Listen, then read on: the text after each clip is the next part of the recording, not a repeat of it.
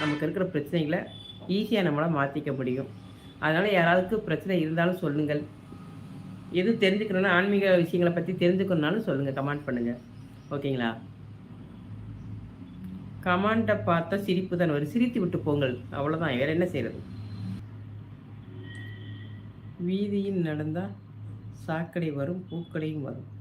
நாரினால் மூச்சு தீமினித்தான் இறங்கி சரி பண்ண முடியுமா?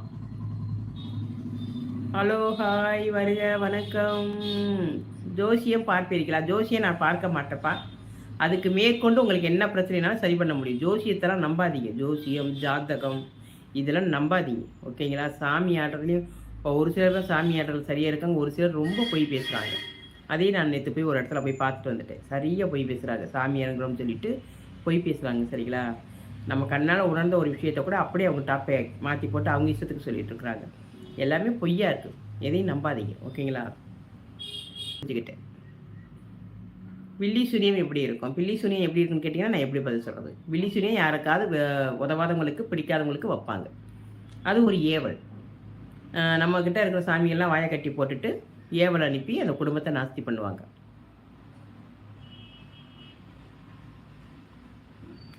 சரி, எனக்கு சீக்கிரம் அரசாங்க வேலை வேண்டும், என்ன செய்யலாம்?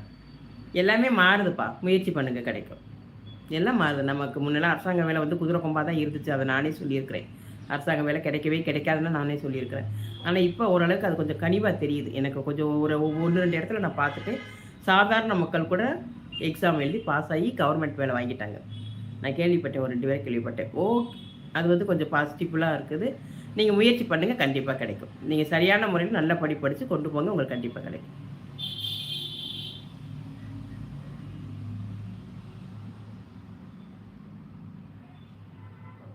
எனக்கும் என் கணவருக்கும் அடிக்கடி சண்டை வருது அக்கா, அதுக்கு தீர்வு சொல்லுங்கள்.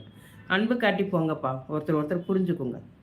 சரிங்களா? உங்கள்கிட்ட தப்பே இருந்தாலும் மன்னிப்பு கேட்டுருங்க, வேலை முடிஞ்சிடும். சரிங்களா? என்னதான் பிரச்சனை வரட்டும், என்னதான் சண்டை வரட்டும், அவர்கிட்ட தப்பு இருக்குது, நம்மக்கிட்ட சரியாக இருக்கோம்னாலும் பரவாயில்லை, நீங்கள் மன்னிப்பு கேட்டு வாழ்ந்துங்க. ஏன்னா ஒருத்தர் சண்டை போட்டு ஈகோ பண்ணி இதில் நம்மளுக்கு ஒரு சந்தோஷமும் கிடையாது. கெட்ட சக்தி என்ன செய்யும்? நம்மளை ஏவி விட்டுக்கிட்டே இருக்கும். சரிங்களா? நம்ம நிம்மதியை வாழ விடாது. அதை நம்ம ஜெயிக்கணும். சரிங்களா? நம்ம குடும்பத்தில் பிரச்சனை வர்றதுக்கே கெட்ட சக்தி தான் காரணம். அதை நம்ம ஜெயிக்கணும், அதை உள்ளே விடக்கூடாது. புருஷன் முன்னாட்டியாக வாழ்கிறோமா, தப்பே இருந்தாலும் பரவாயில்ல, சாரி கேட்டு வாழ்ந்துருங்க, முடிஞ்சு போகும், வேலை முடிஞ்சு போயிடும். நான் தெரியாமல் பண்ணிட்டேன் விட்டுருங்கன்னு சொல்லிட்டு வேலை முடிஞ்சு போயிடும். திரும்ப நமக்கு சமாதானமும் அமைதியும் சந்தோஷமும் நமக்கு கிடைக்கும். நமக்கு தேவை சமாதானம், அமைதி, சந்தோஷம். அதுக்கு நம்ம என்ன செய்யலாம்? ஒரே ஒரு மன்னிப்பை மட்டும் கேட்டுக்கலாம். மன்னிப்பு கேட்டு பாருங்க, கண்டிப்பாக வாழ்க்கையில் பிரச்சனைகள் மாறும்.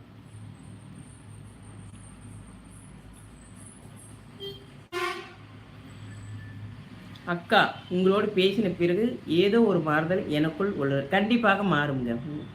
கண்டிப்பாக வந்து எல்லா விஷயமே மாறும். நீங்கள் பாதியில் மேடும் பள்ளமும் தான். அதை பார்த்ததில் நாம தான் பார்த்து செல்லணும். தேவையில்லாமல் போய் பள்ளத்தில் விடக்கூடாது, தேவையில்லாமல் போய் மேட்டில் முட்டக்கூடாது. நமக்கு புத்தி 6 அறிவு கடவுள் கொடுத்துருக்கான்ல, அதை வச்சு நம்ம போய்கிட்டே இருக்கணும். குட் சிஸ்டர், உங்கள் பேர் என்ன? நீங்கள் எந்த ஊர் சகோதரி? பேரும் ஊர் மட்டும் சொல்வதில்லை, சாரி, கோச்சுக்காதீங்க.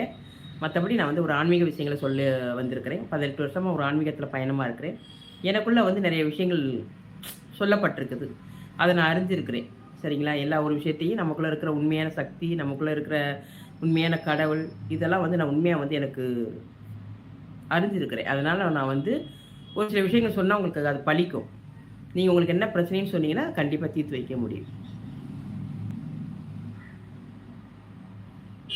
தனிநபர் உரிமைகளில் தலையிடுவது நாகரிகமல்ல. இப்போ காலம் அப்படித்தான்ப்பா இருக்குது. சரிங்களா?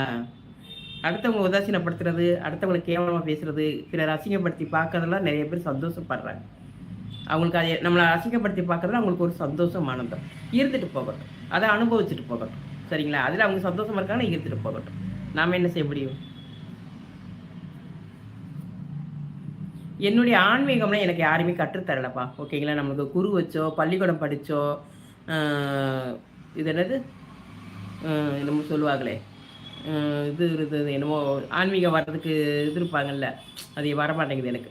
இந்த மாதிரிலாம் இருந்து நான் ஆன்மீகத்தை அறியலப்பா. சரிங்களா? வெளியில் இருக்கிற ஆன்மீகத்தை அறியல. நான் எனக்குள்ளே இருக்கிற ஆன்மீகத்தை அறிஞ்சிருக்கிறேன், நமக்குள்ளே இருக்கிற சக்தியை உணர்ந்திருக்கிறேன், நம்மளை இயக்கிற ஒரு மிகப்பெரிய சக்தியை நான் உணர்ந்திருக்கிறேன். அதுதான் கடவுளின் சக்தி. சரிங்களா? அந்த சக்தியை நான் உணர்ந்திருக்கிறேன். அதன் மூலியமா எனக்கு நிறைய விஷயங்கள் வெளிப்படுத்தியிருக்கிறாங்க. நிறைய விஷயங்கள் சொல்லியிருக்கிறாங்க. அதத்தான் நான் இப்ப மக்களுக்கு சொல்லிட்டு இருக்கிறேன். இத நீங்க புரிஞ்சுக்கிறதும், புரிஞ்சுக்காத அது உங்களோட சிந்தனை. சரிங்களா? மேடம், ரொம்ப அழகா பேசுறீங்க. ரொம்ப இனிமையாக பேசுறீங்க. நீங்கள் பேச வேண்டிய ரொம்ப அமைதியான முறையில் பேசுங்கள். நீங்கள் பெரிய புரட்சியாளராம் அறிவிகள். வாழ்க வளமுடன். நன்றிப்பா, நன்றி. ஓகேங்க. எனக்கு தெரிஞ்ச விஷயங்கள நான் தெரிஞ்ச விஷயத்துல பேசுறேன். ஓகேங்களா? நன்றிப்பா. நீங்க கமெண்ட் பண்ணதுக்கு ரொம்ப நன்றி. லைவுக்கு வந்ததுக்கு நன்றி. வீட்டில் வாவை சுற்றி வருது என்ன காரணம்? வௌவாலா? வௌவாலும் சுற்றி வரக்கூடாதுதான். சரிங்களா? அது ஏதாவது ஒரு கெட்டதை சொல்லி வரும். வௌவால் சுத்தக்கூடாது. வௌவால் சுத்தக்கூடாது. ஆந்தை வந்து அலறக்கூடாது. இது ஏதாவது ஒரு கெட்ட சக்தின்னு இயக்கம் தான் அப்படி இருக்கும். வணக்கம் அக்கா, பொங்கல் வாழ்த்துக்கள். லைக் டன் அக்கா. ரொம்ப நன்றிப்பா, ரொம்ப நன்றி. 20 லைக் வரையும் போட்டுக்கிறீங்க. ரொம்ப நன்றிப்பா, நன்றி.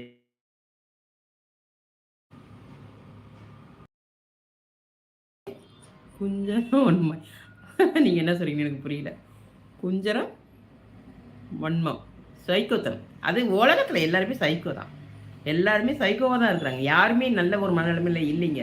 அதான் 100ல ஒரு 2 பேர் தான் மனநிலைமை சரியான மனநிலைமையா இருக்காங்க. மித்தவங்க எல்லாமே சைக்கோவா தான் இருக்காங்க. அதற்கு பேர் ஹாய் லைவ் இருக்கா? மெம்பர்ஷிப் லைஃப்லாம் இல்லைப்பா. நம்ம அதெல்லாம் போட மாட்டோம். மெம்பர்ஷிப் லைஃப்னா என்ன நமக்கு தெரியல. அப்படின்னா என்னன்றது எனக்கு தெரியல. சரிங்களா? சரி, உங்கள் இஷ்ட தெய்வம்னு சொல்லாதீங்க. எனக்கு வந்து மொத்தத்தில் பிடிச்சது கடவுள் மட்டும்தான். நம்மளுக்குன்னு கிடையாது, எல்லாருக்குமே இருக்கும். இப்போ உங்களுக்குள்ள இருக்கிற கடவுள் தான், எனக்குள்ள இருக்கிறவரும் கடவுள் தான், நம்மளுக்குள்ள இருக்கிற எல்லாருமே கடவுள் தான். கடவுள் தாங்க உண்மையானவராக இருக்கார். நான் அறிஞ்ச வரைக்கும் பார்த்துட்டே 18 வருஷம் வாழ்க்கையில் நான் எல்லாத்தையுமே சந்திச்சிட்டேன். பேய், பிசாசு, சாமிகள், எல்லா ஒரு கெட்ட சக்தி எல்லாத்தையுமே சந்திச்சிட்டேன். சந்தித்தது மட்டும் இல்லாமல் நல்லா உணர்ந்துட்டேன். இதில் உணர்ந்ததில் எல்லாத்தையும் மிஞ்சி மேலே இருக்கிற நம்ம கடவுள் தாங்க உண்மையானவராக இருக்கார். ஆனால் அவர் அடையிறதுக்கு ரொம்ப கஷ்டப்பட வேண்டியதாக இருக்குது. ரொம்ப ரொம்ப கஷ்டப்பட வேண்டியதாக இருக்குது. கஷ்டப்பட்டதுக்கப்புறம் அவரை அறிஞ்சதுக்கப்புறம் அவனை உணர்ந்ததுக்கப்புறம் இது போல் ஒரு அன்பும் ஒரு நம்மளை பாதுகாக்கிற ஒரு தன்மையும் அந்த மாதிரி ஒரு விஷயத்தை வந்து நம்ம அனுபவிச்சோம்னா ரொம்ப சந்தோஷமாக இருக்கும். அதுதான் பிடிக்கும் எனக்கு. அந்த கடவுளோட அன்பு தான் எனக்கு ரொம்ப பிடிச்சிருக்கு. கடவுள் தான், அவர் தான் உண்மையானவராக இருக்கார். நம்மளை இயக்கிற கடவுள் தான் உண்மையானவராக இருக்கார். அவர் தான் சக்தி தான், அவரோட சக்தி தான் உண்மை. அவர் பேரன்பு கொண்டு நம்மளை நேசிக்கிறார், மக்களை நேசிக்கிறார். ஆனால் அவர்கிட்ட யாருமே நம்ம போக முடியல. உண்மையான கடவுள்கிட்ட நம்ம போக முடியல. உண்மையான கடவுள்கிட்ட நம்ம போயிட்டோம்னா நம்மளுக்கு பிரச்சனையே வராது. எல்லா பிரச்சனையும் வரும். ஆனால் அதுக்கு நல்ல சுமூகமான ஒரு பாதை கடவுள் நம்மளுக்கு சொல்லி கொடுத்துட்டே இருக்காரு. நிறைய சொல்லிக் கொடுக்குறாங்க. நிறைய சொல்லிக் கொடுக்குறாங்க நமக்கு. எனக்கு தினமும் ஆலோசனை, வர்ற பிரச்சனைகளுக்கு இப்படி தப்பிக்கலாம், இப்படி தப்பிக்கலாம்னு சொல்லி கொடுத்துக்கிட்டே தான் இருக்கிறாங்க. அதை வந்து நீங்கள் எல்லாருமே உணரணும். மக்களாக இருக்க அனைவருமே உணரணும். கண்டிப்பாக எல்லாராலையும் உணர முடியும். இதுக்கெல்லாம் நீங்கள் ஒரு பெரிய பெரிய பயிற்சி பண்ணணும், பெரிய பெரிய இதெல்லாம் பண்ணணும்லாம் கிடையாது. உண்மையாக இருந்தால் போதும், சத்தியத்தின் வழி நடந்தால் போதும், பிறரோட துன்பத்தை உணர்ந்தால் போதும், பிறரோட கஷ்டத்தை அறிஞ்சால் சரி. நம்மக்கிட்ட 4 காசு இருக்கிற பசியோடு வராங்கன்னா அவங்களுக்கு ஒரு பசிக்கு சாப்பாடு, உணவு வாங்கி கொடுக்கலாம். இந்த மாதிரி சின்ன சின்ன விஷயங்களை நீங்கள் செய்யும் போதே உங்களுக்குள்ள இருக்க கடவுள் வெளியில் வர ஆரம்பிச்சிருவார். உங்களுக்குள்ளே பேச ஆரம்பிச்சிருவார். எல்லா விஷயத்தையும் உணர்த்த ஆரம்பிச்சிருவார். நமக்குள்ளே தான் எல்லாருக்குள்ளேயும் கடவுள் இருக்கார். அவரை தான் பிடிக்கும். நம்ம அவரை அறிஞ்சிட்டோம்னா நம்மளுக்கு அவர் மட்டும் தான் பிடிக்கும்.